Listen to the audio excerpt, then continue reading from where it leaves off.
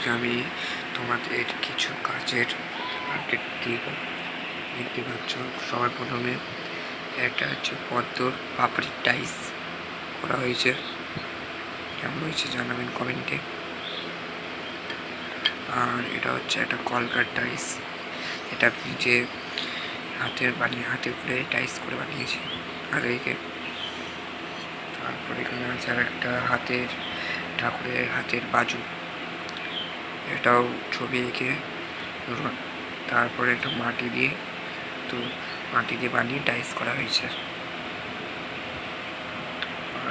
আর এখানে দুটো কানের দেখতে পাচ্ছেন কেমন হয়েছে, কানের দুটো আপনারা বলে যাবেন।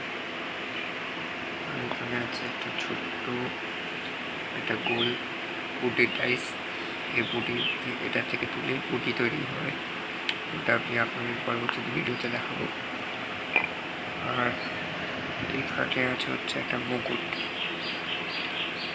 মুকুট, এটাও হাতে বানিয়ে ডাইস করা হয়েছে, দেখতে পাচ্ছ।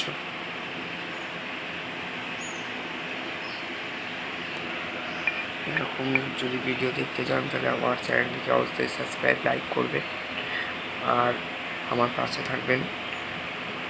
নমস্কার।